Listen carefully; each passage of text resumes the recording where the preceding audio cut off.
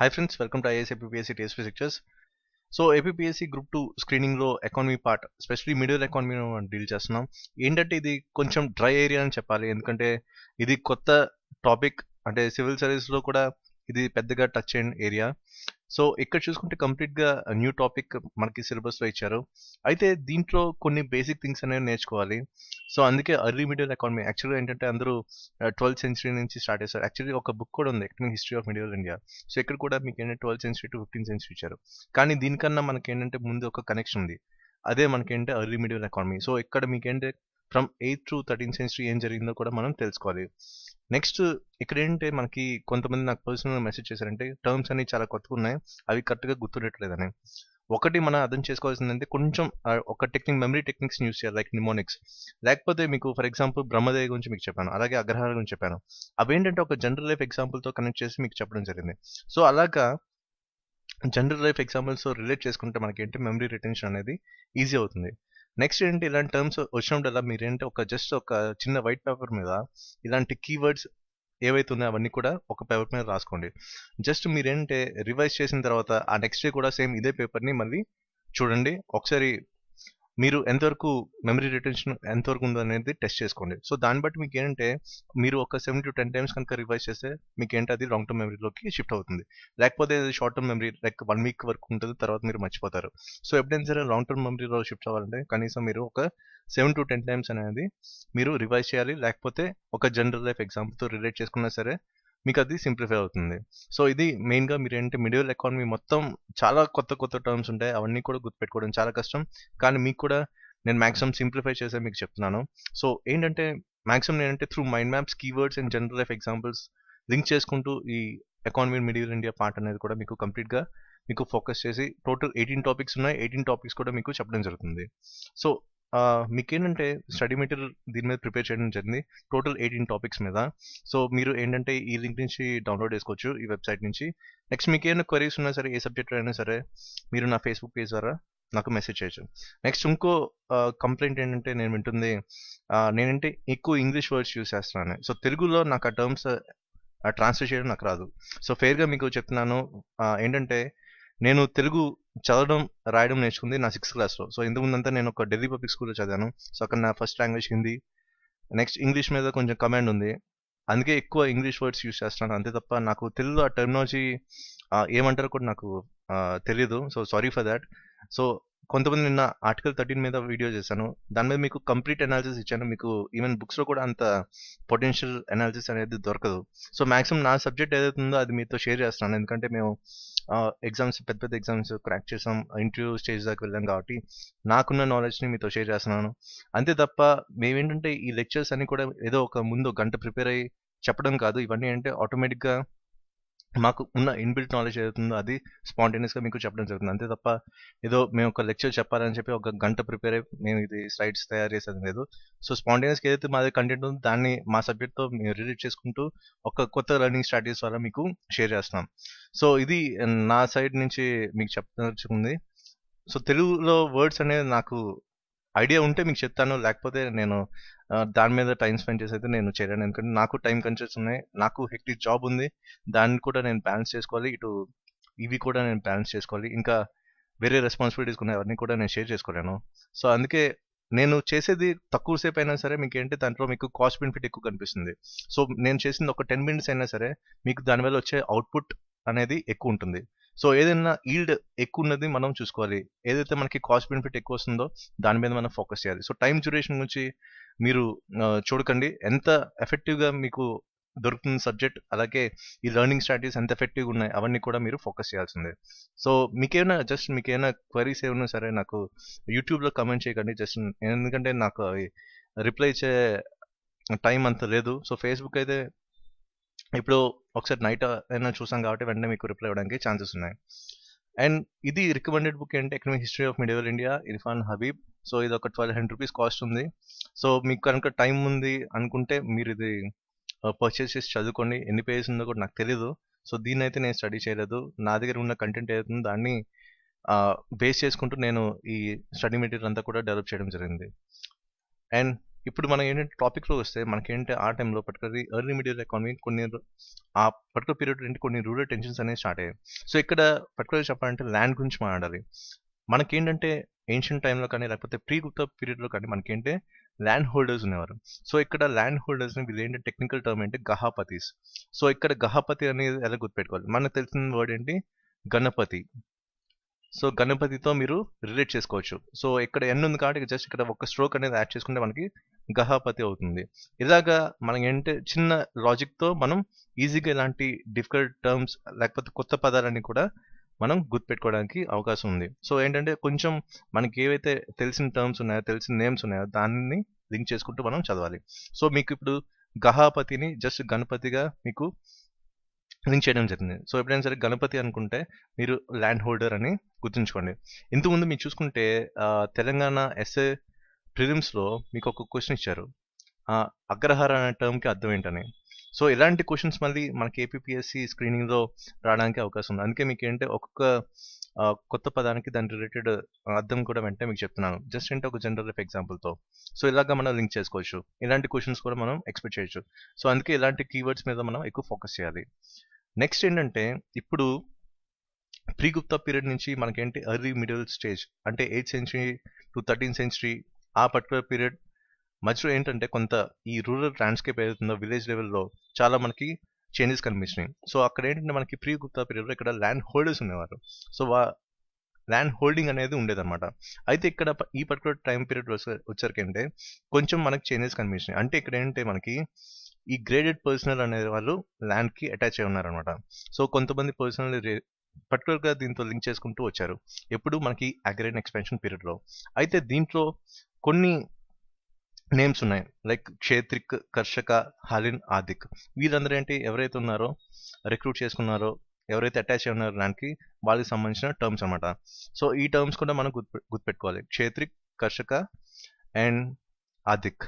So just ఏంటంటే మనకి ఇవి కూడా తెలిసిన పదాలే, కానీ మనకేంటంటే ఒక సింపుల్ ఫామ్లో మనం తెచ్చుకోవాలి.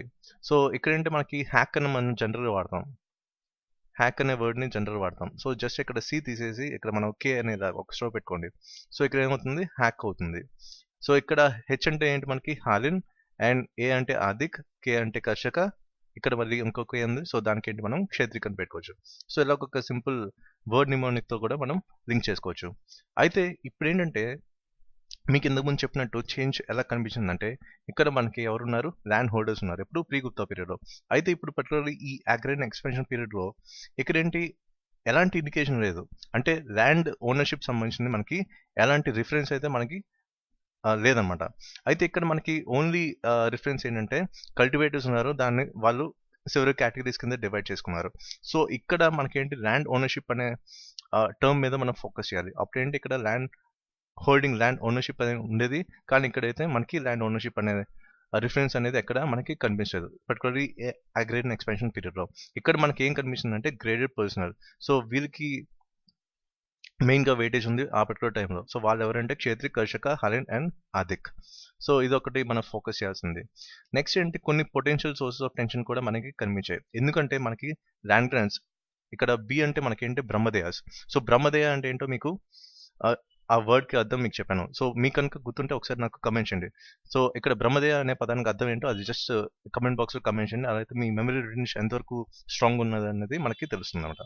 నెక్స్ట్ ఇక్కడ ఏం చేశారు, బ్రహ్మదేయాస్ని నాన్ బ్రహ్మదేయాస్ కింద కన్వర్ట్ చేశారు. ఆ తర్వాత వాటిని అగ్రహారాస్ కింద కన్వర్ట్ చేశారు. ఎక్కడ, స్పెషలీ ఇన్ విలేజ్ లెవెల్, అంటే రూరల్ ఏరియాస్లో ఇలాంటివన్నీ కన్వర్షన్స్ అనేవి జరిగినాయి. సో దీనివల్ల ఏంటంటే కొంత రూరల్ టెన్షన్స్ అనేవి మనకి స్టార్ట్ అయ్యాయి. సో ఇవన్నీ ఏంటంటే ఒక రకంగా ఒక డిస్ట్రస్ట్ అనేది స్టార్ట్ అయింది. ఎవరి పరంగా అంటే ఎవరైతే ల్యాండెడ్ ఇంటర్మీడియట్స్ ఉన్నారో, ఎవరైతే కొత్తగా ఆ టైంలో వచ్చారో వాళ్ళ మీద కంప్లీట్ డిస్ట్రస్ట్ అనేది స్టార్ట్ అయింది అనమాట. సో ఇలాగా ఈ డిస్ట్రస్ట్ అనేది అగేన్స్ట్ న్యూ ల్యాండెడ్ ఇంటర్మీడియట్స్ అనేది స్టార్ట్ అయింది. అయితే దీంట్లో మనకేంటి కొన్ని రిఫరెన్సెస్ కూడా కనిపించినాయి. సో ఎలాగా ఈ డిస్ట్రస్ట్ అనేది స్టార్ట్ అయింది కూడా మనకి కొన్ని కన్వర్షన్స్ వల్ల స్టార్ట్ అయింది మనకు తెలిసింది.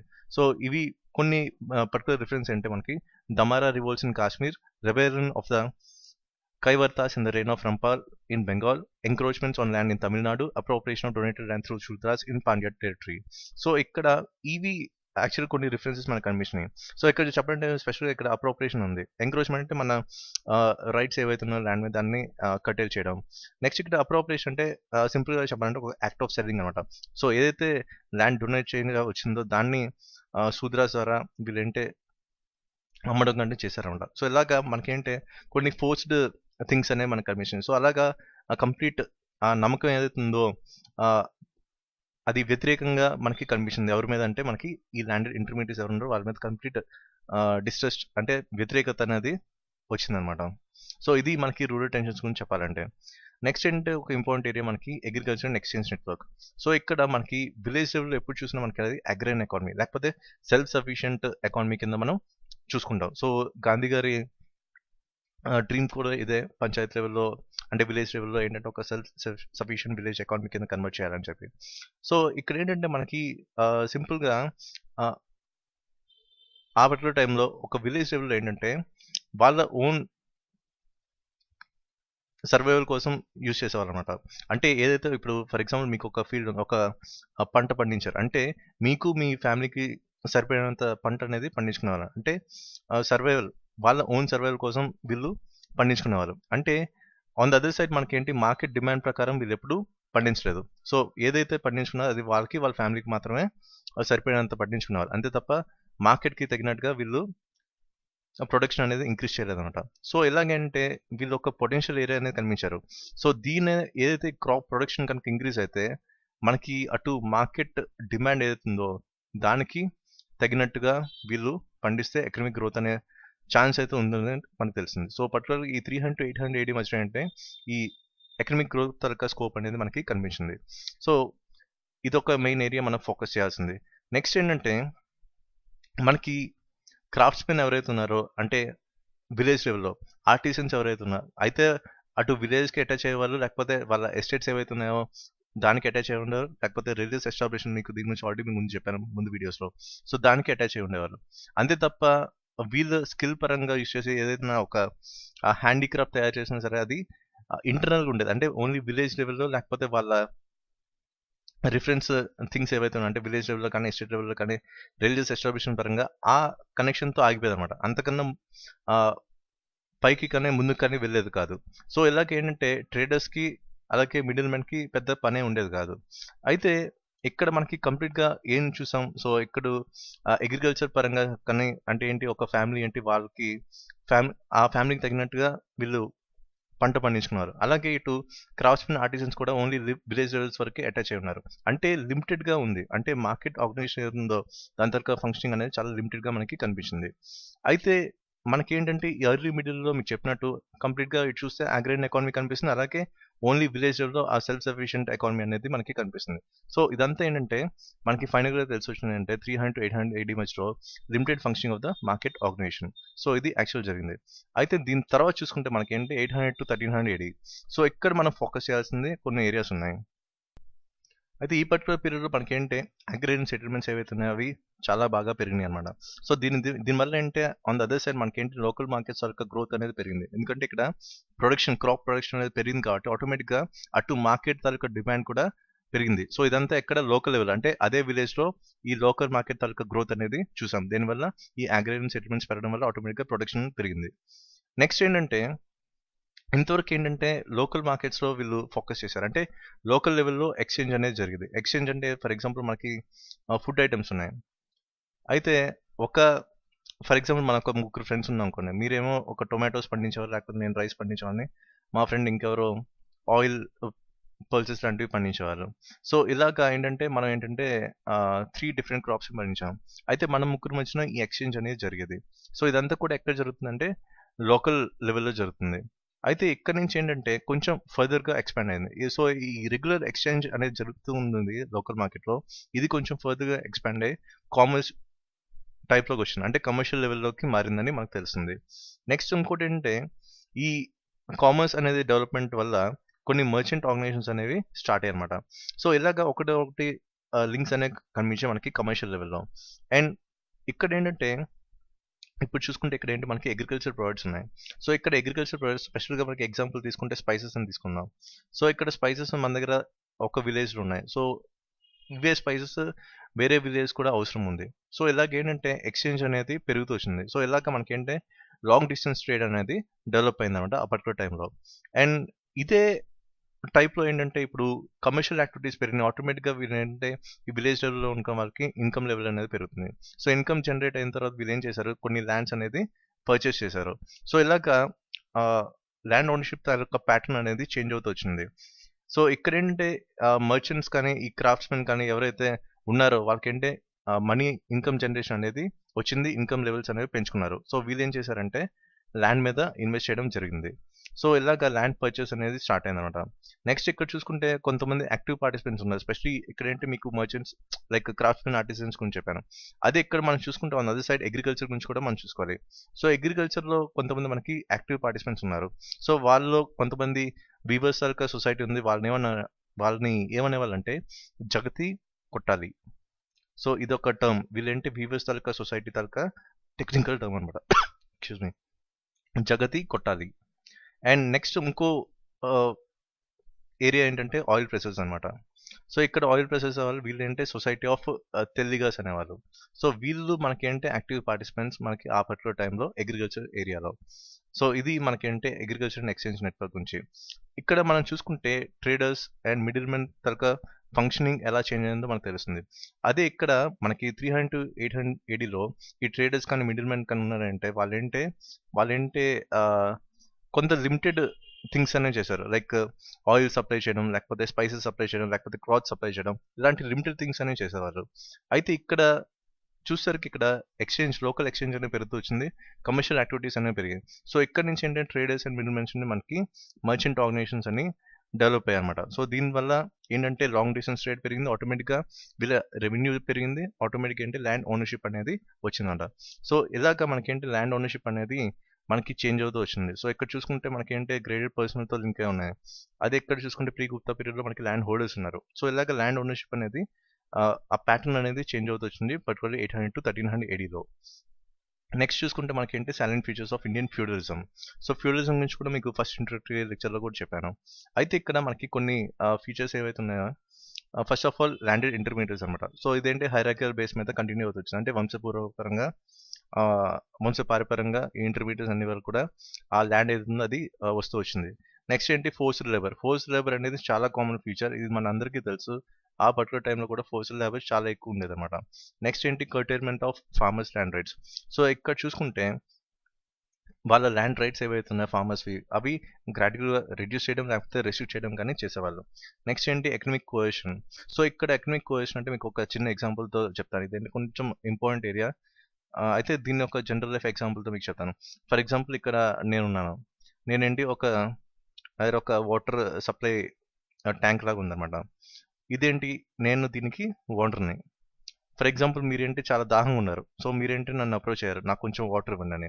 ఇక్కడ నేనేం చేస్తానంటే మీరు దాహంతో ఉన్నారు. సో దీనికి ఏంటంటే నేను ఒక అడ్వాంటేజ్గా తీసుకొని, లేదు మీరు నాకు కొంత మనీ పే చేయండి, అప్పుడే మీకు ఏంటంటే వాటర్ ఇస్తాను ఒక బాటిల్ అంటాను. లేకపోతే మీరు నా దగ్గర వర్క్ చేయండి లేబర్ కింద, అప్పుడే మీకు వాటర్ ఇస్తాను. సో ఎలాగంటే ఒక కంపల్సరీ థింగ్తో అయితే మనీ పరంగా లింక్ అయ్యేది, లేకపోతే ఫోర్స్ లేబర్ పరంగా లింక్ అయ్యేది. సో ఇలాగా మనకి ఎకనామిక్ కోహెషన్ అనేది ఆ పర్టికులర్ టైంలో జరిగింది. నెక్స్ట్ ఏంటి క్లోజ్ విలేజ్ ఎకానమీ. మీకు ఆల్రెడీ క్లోజ్ విలేజ్ ఎకానమీ అంటే మీకు తెలుసు, అండ్ దీని గురించి కూడా మీకు ప్రీవియస్ స్లైడ్స్లో మీకు ఎక్స్ప్లెయిన్ చేస్తాను. సో ఇవి మనకి సైలెంట్ ఫీచర్స్ ఇండియన్ ఫ్యూడలిజం మనకు కనిపించింది. So that's it for this video. And మనకేంటి ఫస్ట్ టాపిక్ కంప్లీట్గా ఎండ్ అయింది. సో దీని నుంచి కూడా కొన్ని ఏరియాస్ మనం ఎక్స్పెక్ట్ చేయొచ్చు ఎగ్జామ్ పాయింట్ ఆఫ్ వ్యూలో. And that's it for this video, and please subscribe to our channel IAS APPSC Teacher. Thank you.